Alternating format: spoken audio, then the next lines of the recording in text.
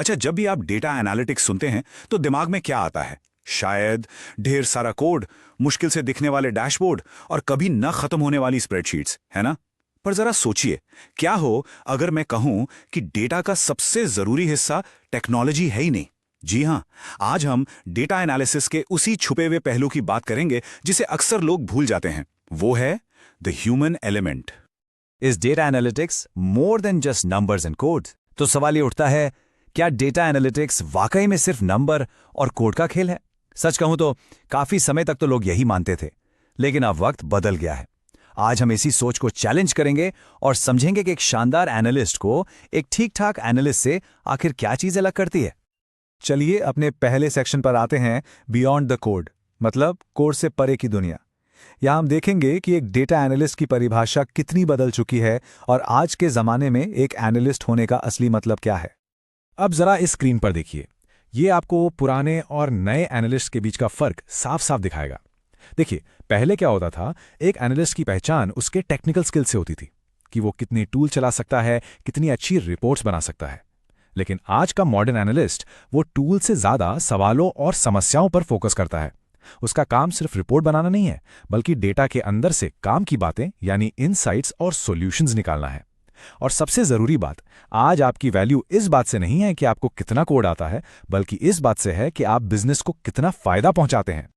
तो सवाल फिर वही है, ये बिजनेस पर असर, ये इम्पैक्ट आता कहां से है? यकीन मानिए, ये किसी फैंसी टूल या सॉफ्टवेयर से नहीं आता। ये आता है कुछ बहुत ही जरूरी इंसानी स्किल्स से। तो चलिए अब बात करते हैं उन 6 सुपर पावर्स की जो एक अच्छे एनालिस्ट को एक महान एनालिस्ट बनाते हैं। और हाँ, ये स्किल्स शायद किसी भी टेक्नोलॉजी से कहीं ज्यादा कीमती हैं। पावन, और सबसे जरूरी सुपर पावर है कम्युनिकेशन। सोचिए, आपने कितने भी ब्रिलियंट एनालिसिस कर ली हो, अगर आप उसे किसी को ठीक से समझा ही नहीं पाए तो उसका क्या फायदा? वो तो बेकार हो गई है ना। एक टॉप क्लास एनालिस्ट वही होता है जो मुश्किल से मुश्किल डेटा को एक आसान और दिलचस्प कहानी की तरह पेश कर सके। ऐसी कहानी जिसे हर कोई समझ पाए और उस पर काम कर सके। दूसरा सुपर पावर है क्रिटिकल थिंकिंग। इसका सीधा सा मतलब है, डेटा जो भी कहें उसे आंख बंद करके मत मानो। एक बेहतरीन एनालिस्ट हमेशा सवाल पूछता है, क्यों? वो सतह पर नहीं रुकता, बल्कि गहराई में जाकर हर बात पर सवाल उठाकर वो इनसाइट्स ढूंढता है जिनका सच में कोई मतलब हो। इसके बाद आता है तीसरा स्किल, प्रॉब्लम सॉल्विंग। एक बात हमेशा याद रखिए, आपका काम सिर्फ डेटा को यहां से वहां करना नहीं है। आपका असली काम है बिजनेस की समस्याओं को सुलझाना। एक अच्छा एनालिस्ट डेटा को एक हथियार की तरह इस्तेमाल करता है। पहले प्रॉब्लम को पकड़ता है और फिर ऐसे स्मार्ट सॉल्यूशंस देता है जिन पर काम किया जा सके और जिनसे बिजनेस आगे बढ़े। चौथा सुपर पावर है टीम वर्क। देखिए, डेटा एनालिसिस कोई अकेले पहाड़ चढ़ने जैसा काम नहीं है। ये एक टीम स्पोर्ट है। आपको अलग अलग टीमों के साथ कंधे से कंधा मिलाकर काम करना होता है।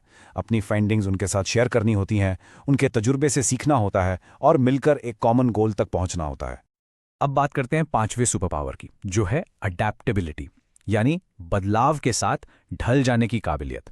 हम सब जानते हैं कि डेटा और टेक्नोलॉजी की दुनिया कितनी तेजी से बदल रही है ना? जो टूल आज सबसे हॉट है, हो सकता है कल वो किसी काम का ना रहे। इसीलिए नई चीजें तेजी से सीखना और हर नई चुनौती के लिए तैयार रहना, ये आपके लिए बहुत जरूरी है।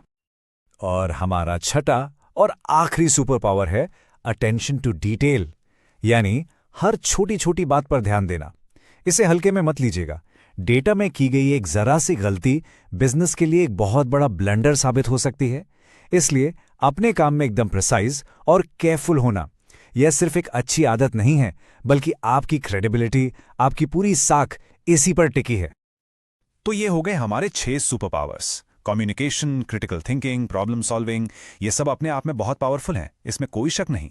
पर असली सवाल तो ये है कि इन सब को एक साथ इस्तेमाल कैसे करें, इन्हें एक सिस्टम में कैसे पिरोएं, ताकि आप असल दुनिया की मुश्किल समस्याओं को सुलझा सकें। और इसका जवाब है एक फ्रेमवर्क, एक ढांचा। और जिस फ्रेमवर्क की हम बात करने वाले हैं उसका नाम है डिजाइन थिंकिंग। इसे एक ऐसे सिस्टमैटिक प्रोसेस की तरह समझें जो इन सभी ह्यूमन स्किल्स को एक साथ लाता है और प्रॉब्लम सॉल्विंग को एक नया पावरफुल तरीका देता है। तो ये डिजाइन थिंकिंग है क्या चीज? देखिए, ये एक ह्यूमन सेंटर्ड फ्रेमवर्क है। मतलब इसके सेंटर में टेक्नोलॉजी या डेटा नहीं, बल्कि इंसान होते हैं। आपके यूजर्स, आपके कस्टमर्स, आपके स्टेक होल्डर्स। इसका पूरा फोकस इसी बात पर होता है कि पहले आप उनकी ज़रूरतों को दिल से समझें, फिर नए नए आइडियाज़ सोचें और आखिर में उन आइडियाज़ पर बने सॉल्यूशंस को टेस्ट करें। तो चलिए अब देखते हैं कि ये फ्रेमवर्क असल में काम कैसे करता है। इसे हम 2 हिस्सों में समझेंगे। पहला हिस्सा, और सच कहूं तो सबसे जरूरी हिस्सा, है यूजर को समझना। यहीं पर आपके पूरे एनालिसिस की मजबूत नींव रखी जाती है। इस पहले हिस्से में 2 मेन स्टेप्स हैं।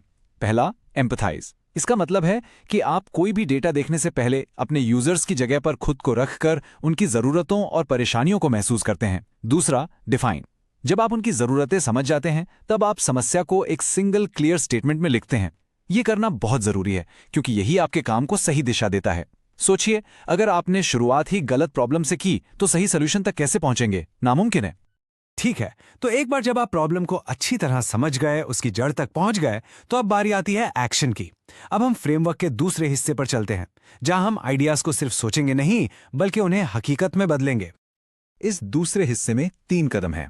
तीसरा स्टेप है आइडिएट, यानी नए नए आइडियाज सोचना। यहां आप सोचते हैं कि प्रॉब्लम को सॉल्व करने के लिए डेटा को किन किन तरीकों से देखा जा सकता है। चौथा स्टेप है प्रोटोटाइप, यानी अपने सबसे अच्छे आइडिया का एक छोटा वर्किंग मॉडल बनाना। ये एक सिंपल सा डैशबोर्ड भी हो सकता है या एक चार्ट। और 5वां स्टेप है टेस्ट। आप ये प्रोटोटाइप अपने यूजर्स को दिखाते हैं, उनसे फीडबैक लेते हैं और फिर उस फीडबैक के आधार पर सुधार करते हैं। और याद रखिए, ये एक सीधा रास्ता नहीं है, ये एक साइकिल है। आप तब तक आइडिएट, प्रोटोटाइप और टेस्ट करते रहते हैं जब तक आपको बेस्ट सोल्यूशन नहीं मिल जाता। तो इन सब बातों का, इन स्किल्स का, इस फ्रेमवर्क का आपके लिए क्या मतलब है? मतलब सीधा है, एक डेटा एनालिस्ट की पहचान अब पूरी तरह से बदल चुकी है। आप अब सिर्फ एक टेक्नीशियन नहीं रहे, आप एक ऐसे रोल में कदम रख रहे हैं जो भविष्य के लिए तैयार है। और सार बस इतना है कि आज का मॉडर्न एनालिस्ट सिर्फ नंबर क्रंचर नहीं है, वो एक स्ट्रैटेजिक प्रॉब्लम सॉल्वर है जो बिजनेस को सही दिशा दिखाता है। वो एक डेटा स्टोरी टेलर है जो सूखे सूखे नंबर्स को जानदार कहानियों में बदल देता है। और यही आपकी नई पहचान है, एक टेक्नीशियन से एक भरोसेमंद स्ट्रैटेजिक पार्टनर बनने का सफर। Your data has a story to tell. Are you ready to listen?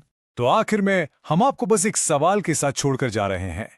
Her data set के पास सुनाने के लिए एक कहानी होती है, एक बहुत पावरफुल कहानी। सवाल सिर्फ यह है कि क्या आप उस कहानी को सुनने के लिए तैयार हैं?